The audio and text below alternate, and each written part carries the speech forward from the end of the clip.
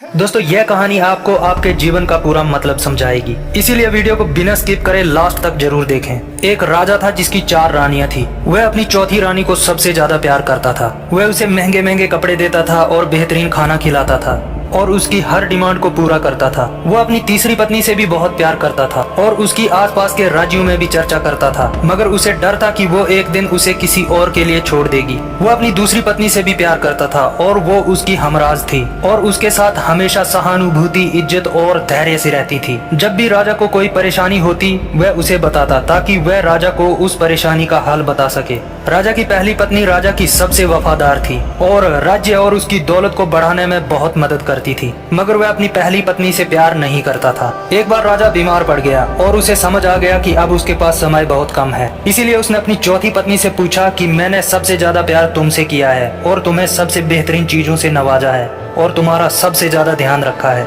अब जब मैं मरने जा रहा हूँ तो क्या तुम मेरा साथ देने के लिए मेरे साथ चलोगी?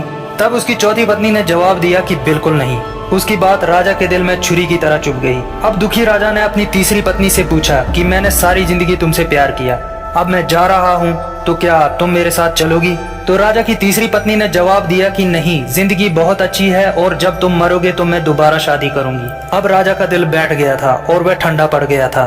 फिर उसने अपनी दूसरी पत्नी से पूछा, मैंने हमेशा जरूरत के वक्त तुमसे मदद मांगी और तुमने भी हमेशा मेरा साथ दिया, जब मैं मरूंगा तो क्या तुम मेरा साथ देने मेरे साथ आओगी? दूसरी पत्नी ने जवाब दिया कि माफ करना, इस बार मैं तुम्हारी मदद नहीं कर सकती, ज्यादा से ज्यादा मैं तुम्हें तुम्हारी कब्र तक छोड़ सकती हूँ। उसका जवाब बिजली की तरह राजा को लगा और वह बेहद दुखी हो गया। तभी एक आवाज आई, मैं आपके साथ चलूंगी और जहां आप जाएंगे वहां चलूंगी। राजा ने नजर घुमाई तो उसकी पहली पत्नी खड़ी थी। वो बेहद कमजोर थी क्योंकि वो खाती नहीं थी।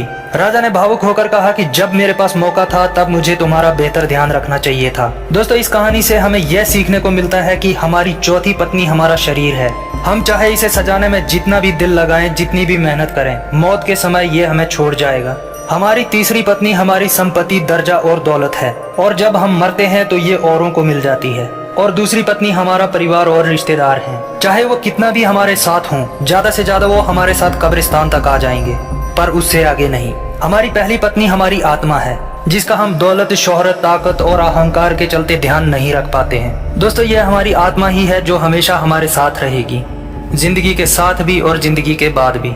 इसीलिए अपनी आत्मा, अपनी रूह को ताकतवर बनाएं। और अगर वीडियो अच्छी लगी हो तो वीडियो को लाइक करें, शेयर करें और चैनल को सब्सक्राइब करके बेल नोटिफिकेशन ऑन करें। आज की वीडियो में इतना ही, मिलते हैं किसी और वीडियो में, तब तक के लिए जय हिंद।